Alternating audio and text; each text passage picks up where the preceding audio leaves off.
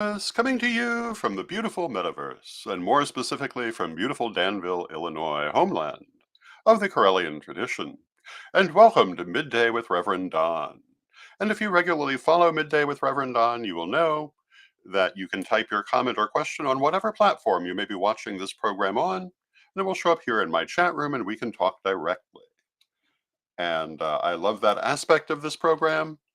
I've been rearranging my office. I really want to rearrange my camera a little bit.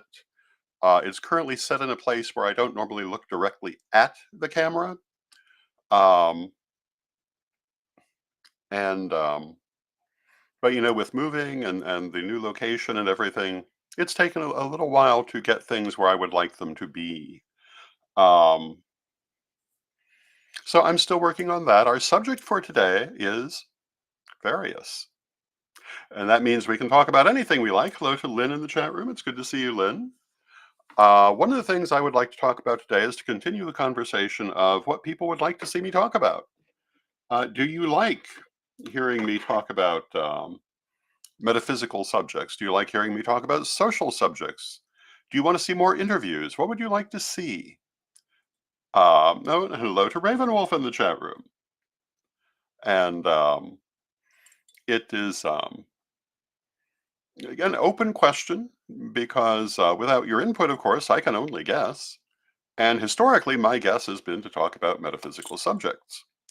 As you know, I did Reverend Don's vlog for a decade, in which I mostly answered people's questions on different metaphysical subjects, and that was very enjoyable.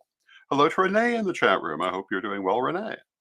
Um, Yesterday, I mailed out most of the remaining Book of the Deads. I think there are four last ones, mostly going outside of the U.S. to be mailed, and in the next mailing, which should be very soon. I don't necessarily get to the post office every day, but I try to get there several times a week, and we're moving along. Of course, there are some new orders that will be part of that also that had not even come in when the last mailing went out yesterday. So that's good. We like that. We have lots of things happening, lots of things being discussed for the future. The next book is one of those subjects. We'll see what it turns out to be. Um, which book is next in line? Which book is my next book? Um, and I will probably be working on the next book here presently. One of my thoughts is that what I need to do at this time is to write smaller, more focused books, like the Book of the Dead. The Book of the Dead deals really with only one subject, although it does have a lot in it for one subject. And it's not a gigantic book like Second Degree, but it's a good sized book. And I'm thinking that that is a good format to focus more specifically on certain things. I was thinking of doing a book on astrology. And I have quite a background in astrology. And astrology is one of the things people have suggested as a subject for a future program. We have made astrology the subject of some past programs. Um, and I guess we shall see. We'll see if that turns into the next book. Many, many years ago, I wrote a daily astrology feature, um, similar to Astro Weather from the monthly Aspectarian, if you're familiar with that, which you might not be after all these years. But it was not sun sign astrology. It was the complete array of all the things going on in the planets on a certain day and what that meant. And that was a lot of fun. But one of the things that I did in connection with that is go through and define all of those different aspects for myself so that I could easily draw upon them on a daily basis. And I was thinking a book like that might be useful. Um, I know that Grant Louis' Heaven Knows What was one of the most influential astrology books I have read.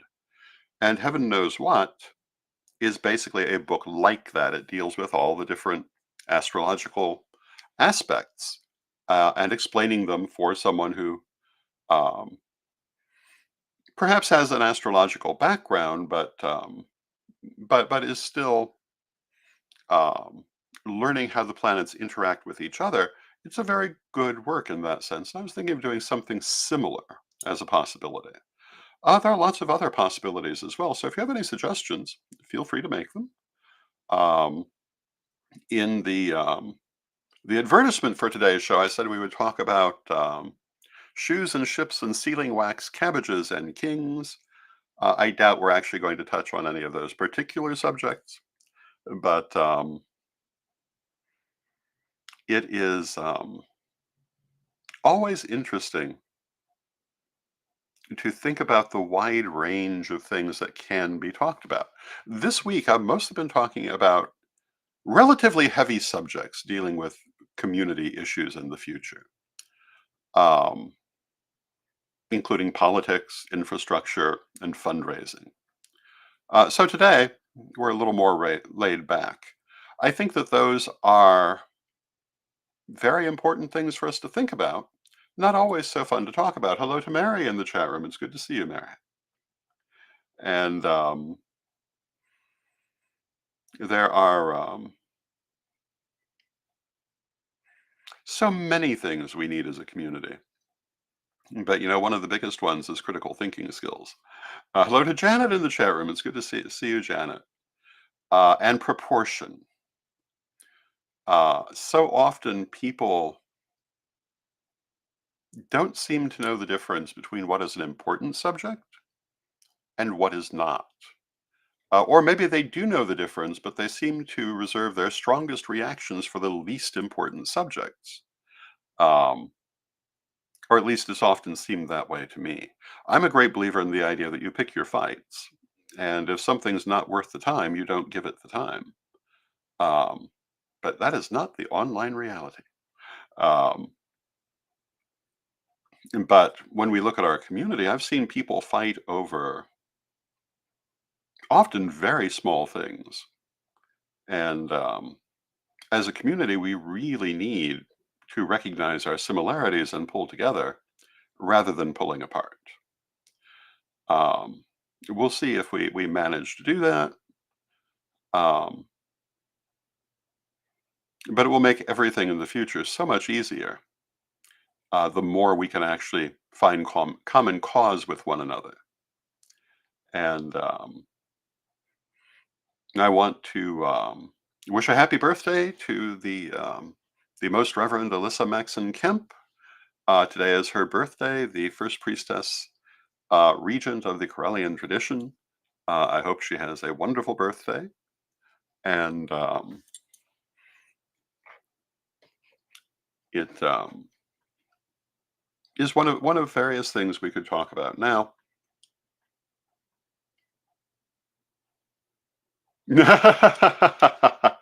Mary says, someone made a mistake on the internet. I'm going to be up all night fighting. Um, but it sometimes seems that way. Um, it it seems like people's sense of proportion often gets left at the door. And I think that particularly when you're in a position of leadership, but really in any life, keeping a sense of proportion is very important. And one of the mistakes I've seen people make over the years is wasting their substance in minor issues that offer no gain if they win, um, potential loss if they lose, but nothing if they win, and taking all their energy. And then when they actually need the energy, they don't have any. And so I'm a great believer in the idea you pick your fights and avoid fighting at all if you can. Now in life we can't always, but generally it's better to do so. And they say the best revenge is living well, and to go forward and do the things that you're here to do is always the right choice, in my opinion, to do the next right thing. And that's what I recommend for people. And so I guess we are talking about cabbages and kings. And what is the difference between a cabbage and a king? And chances are, it's whether or not they can keep their sense of proportion and whether they understand how things actually work in the world. That I saw a comment the other day. What is the difference between fierce debate and verbal abuse? And for years now, I've seen people say they love vigorous debate. I'm not a great believer in vigorous debate. Polite debate, yes. Cordial debate, that's fine. Um, but more often than not, when people say that, what they really are talking about is just plain old fighting. And in the end, everyone has their own opinion, and they have the right to their opinion. So you may disagree. Under normal circumstances, there's nothing wrong with disagreeing. Um, and it's rarely worth making it into an argument. But you do meet those people who just have to do that. Um,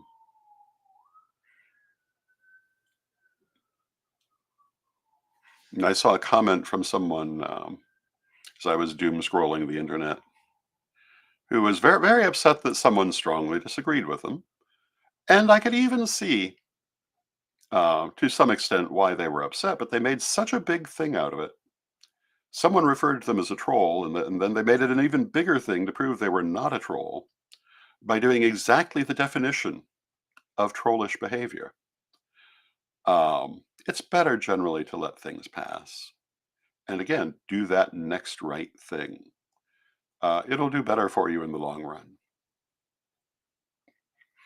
And so, does anyone have anything they specifically would like to discuss today? Today is Friday. Um, Friday has the great benefit of being um, Friday, and I will. I don't. I don't really have a lot myself today, so I'll just keep rambling. If no one chooses to put anything new up, let me take a moment to plug the book, because of course I'm going to plug the book, Corellian Book of the Dead, in mirror image today. But this is available. The vast majority that have been currently ordered are already in the mail or already in people's hands. Um, there is a handful yet to go out, including those newly ordered. Um, but you should have your copy soon whenever you ordered it. We have lots of other interesting books at Corellian.com. We certainly have more coming. Um, it's interesting. One of our recent books is Travel Magic by Lisa McSherry.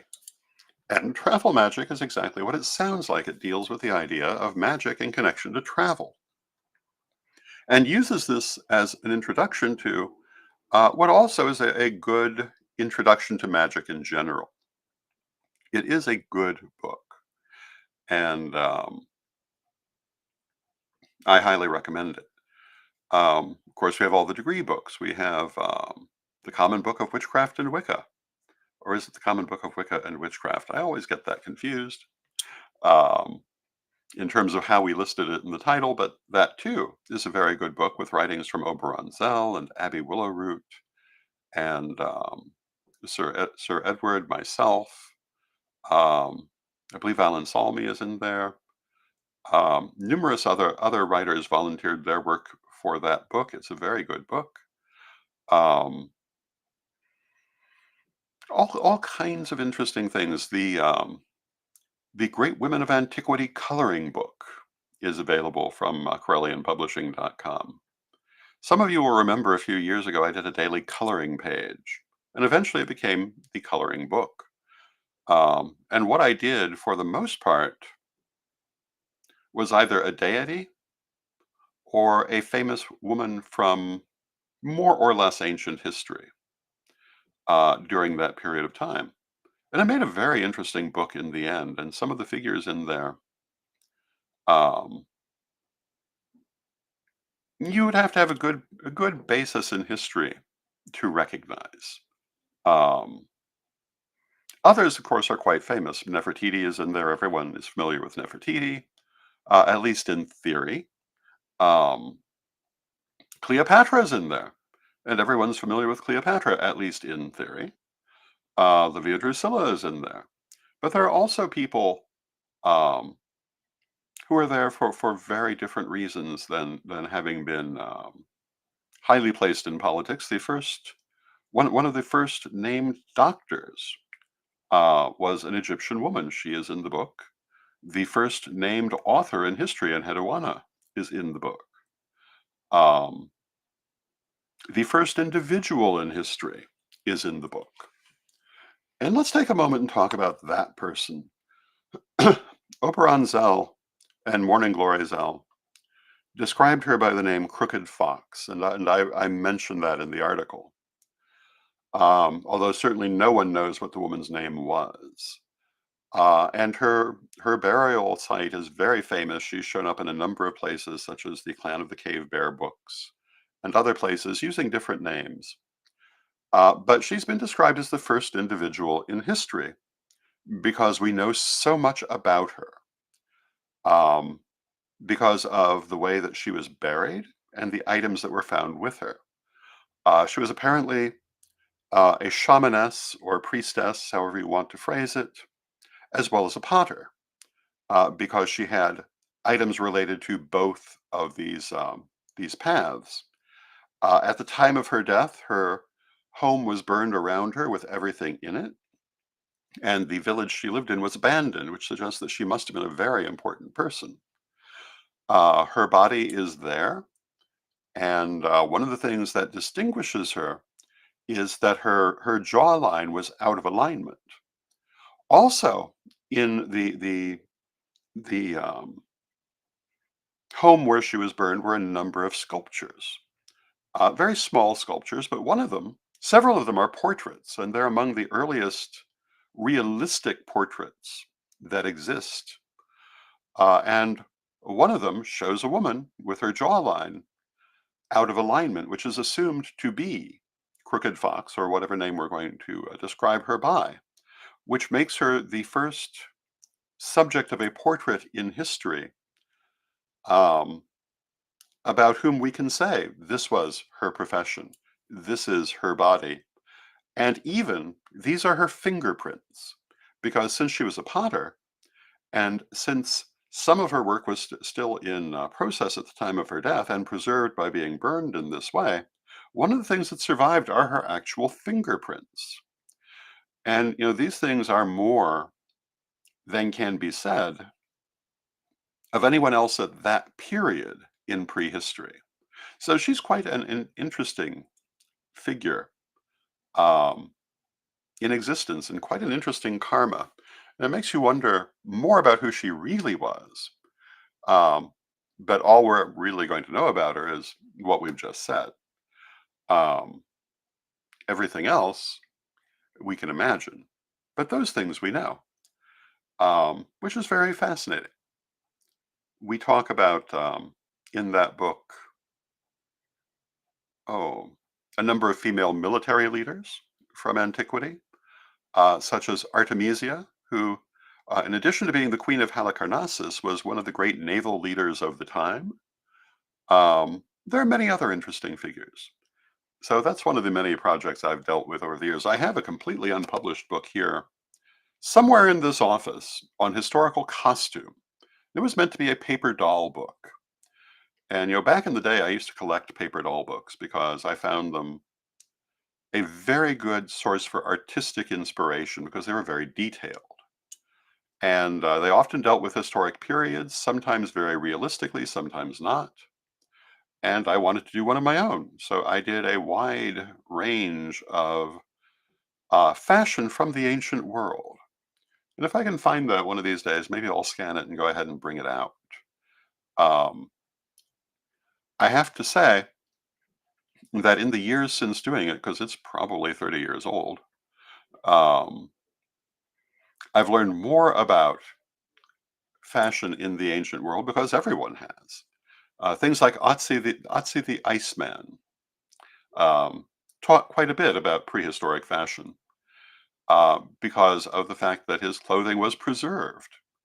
Um, Not that much clothing from the northern parts of Europe is preserved from that period.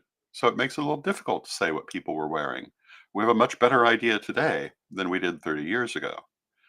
Um, there is more artwork that has been uncovered in those years showing a wider range of clothing than we formerly thought people had. And above all, the coming of the internet has made more and more information available than was once available. Back in the days before the internet, you had to research this sort of thing with books, and what you could find out was mostly what was in those books, unless you were in a position to go to original sources, which were paintings and archaeological sites, um, all of which also depended for their thoroughness on how many you could go to. I have some wonderful books on the history of fashion from, say, the 1950s, which are very interesting and for later centuries quite thorough. But if you look at what they had to say about earlier periods, they can be rather limited because less was known at that time. Um, it's a bit of a jump, but I was recently watching in tiny little bits on YouTube what I guess was a mini series on Amazon Prime on Cortez and the period around him, which had a very interesting portrayal of the Aztec leader Moctezuma and the Aztec people in general. Apparently, one of the more accurate visual depictions that I have seen based on archaeological evidence, and beautiful, uh, beautiful piece of work. And to look at how much more is known, for example, about pre-Columbian fashion today, pre-Columbian culture today, because of ongoing archaeology. Um, we know a lot more about the history of the Americas than previously. And we know it goes back much farther than it was previously attempted to be said. There's a wonderful book called 1892, which talks about the Americas before uh, encountering Columbus and company. And that book points out that there had been lots of evidence long before saying that the population of the Americas went back much farther than academia had been willing to admit, and that it had been intentionally covered up. Um, and this is not a fringe book. And by the time it came out, all of this was well known. But you go back to the 70s, and the evidence that was coming out saying, that you're putting this way too late, um, was completely brushed over and covered up whenever possible. And it really speaks to the extent that people's prejudices have influenced their understanding of history and archaeology. Um, and that only continues to become more and more obvious as we look at, first and foremost, how much farther back things go. Um, One of the more interesting things discovered in my lifetime is the Göbekli, um, oh, the temple that they found in Turkey that is one of the oldest structures and yet complexly carved. And it really changed the attitude for when settled civilization developed and how these things developed. Let me just take a moment to double check that name, and then I can mispronounce it for you. Yeah, Göbekli Tepe. Um, But that was a very fascinating reset of archaeological ideas, and many others are happening even right now. Um, it'll be interesting to see where that ends up. Um, but one of the things that was pointed out to me by Sir Edward long ago is that early archaeology was heavily influenced by conservative Christianity, who were doing it largely to try to prove the historicity of biblical accounts, something which in the fullness of time it absolutely did not do. But that was part of their reason for doing it, and part of how they reached certain conclusions. And if you go back and read archaeology from the early part of the 20th century, this becomes much more obvious. Um, and for example, if you consider the Hittite Empire, the Hittite Empire got its name from a group mentioned in the Bible to whom they're completely unrelated. Um, but an archaeologist along the line wanted to use them to say, look, we've proven this group was really there, because the names sounded slightly similar. Totally different group. Um, doesn't mean the other one wasn't there, but it does speak to how the prejudices of the archaeologists of that time influenced the conclusions they chose to reach. And that's always worth bearing in mind anytime you're studying any kind of history.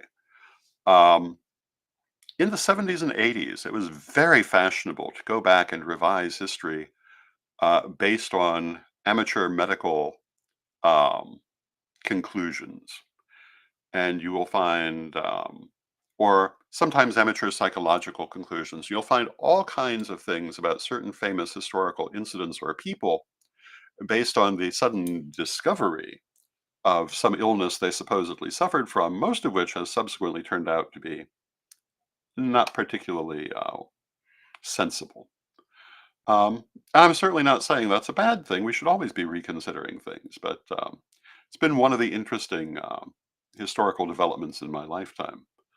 Um, People do tend to love to figure out mysteries, and that's understandable. One of the big things is the idea that George III suffered from porphyria, um, which he may have, but there are actually quite a few questions connected to that. Because in certain ways, his symptoms do not actually align with that at all, unless you're cherry picking them. Exactly what he was suffering from really isn't known, and it probably never will be because the different things it could be weren't known at the time. Um, and what was written down is not necessarily enough to judge by. Another example,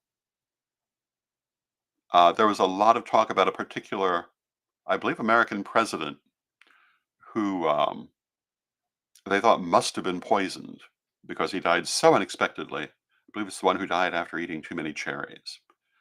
And if I remember correctly, this went far enough for someone to actually exhume and test the body to see if he had in fact been poisoned. And no, he had not been poisoned. Whatever killed him was something more natural. At the same time, um, the last Chinese emperor before the revolution, who was followed by Puyi from the last emperor, and that famous film, The Last Emperor. There was a lot of historical accusation that he had been poisoned, and finally his remains were tested, and oh yes, he was. He was poisoned with arsenic, and there's no question of that now. Um, Question of who did it, but no question that it happened.